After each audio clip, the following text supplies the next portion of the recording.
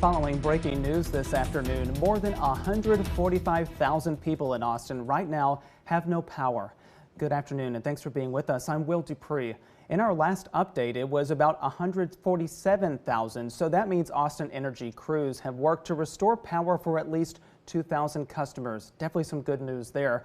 But bear with us throughout this afternoon as we share these updated and changing numbers about the outages.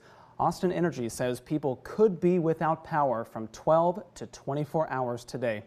With all these outages, people are wondering whether it's the state's power grid that's impacted. Governor Greg Abbott did reassure us that the grid is functioning yesterday during a winter weather update. The Public Utilities Commission expects to see some local outages as a result of icing of electric infrastructure and power lines. It's important to remember that local outages are not a reason to say that there is a problem with the power grid. The power grid is functioning. The Electric Reliability Council of Texas, or ERCOT, says the conditions for the grid are good right now. We did ask Austin Energy about these ongoing power outages. Here's what Matt Mitchell, a spokesperson for the department, had to say earlier today. Have you been able to restore power, or is this getting worse? Well, right now we're seeing those outages escalate, so it's hard to know when we're going to see the peak. That is part of this weather event. These weather-related outages are widespread, and ice is continuing to bring down power lines and tree limbs. So we're getting to everyone as quickly as possible. We've got crews out all over our service area, but as you can imagine, this is dangerous work, and it's slow going in these kinds of conditions. Matt, we're now at a quarter of all Austin Energy customers without power. There are 471 different outages. Can you give us an idea of how many crews you have working and how long it might take to get to all these different outages? It's a perfectly understandable question. I wish I had a real solid answer because I know that's what everyone wants to know, me included. But the bottom line is every outage is a little bit different. We have over 50 different crews out all over the city right now, and our entire utility is in an emergency response stance right now. So it's all hands on deck. My entire communications crew is. I know that goes the same for our energy distribution and virtually every department in Austin Energy. So everyone is working as quickly and tirelessly as possible to restore power and to support our crews that are out in the field doing some very dangerous work.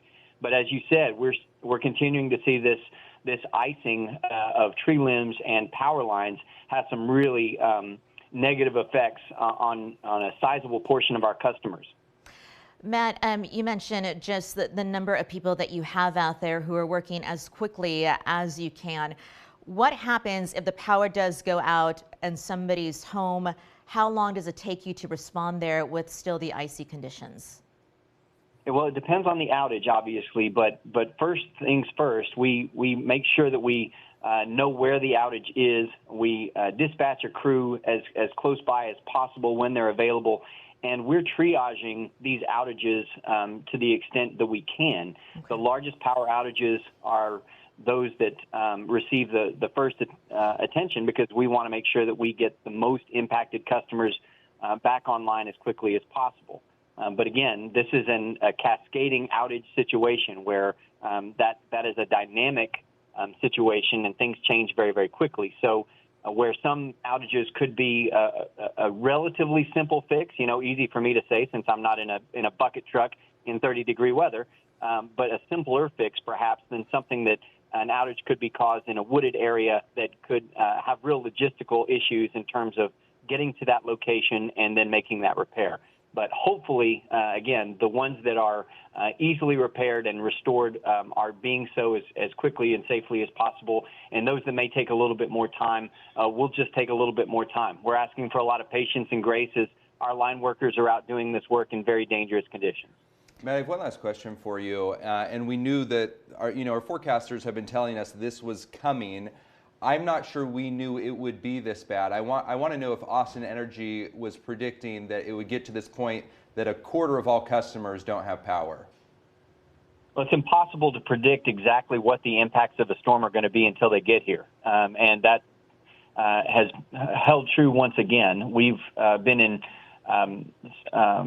constant communication with our meteorologists in terms of trying to predict and station our crews at various service centers and be as best prepared as possible. We train for this all year long. We have a plan and we're executing that plan. But in real time, that's about crisis management. So yes, we knew it was coming.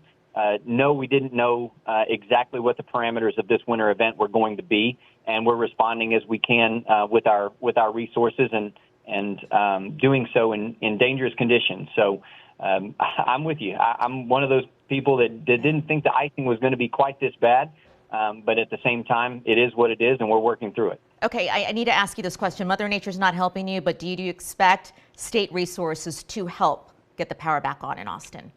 We have requested mutual aid from other utility companies. Certainly in the coming hours, we are hoping to get responses and making sure that we have added resources where we need them.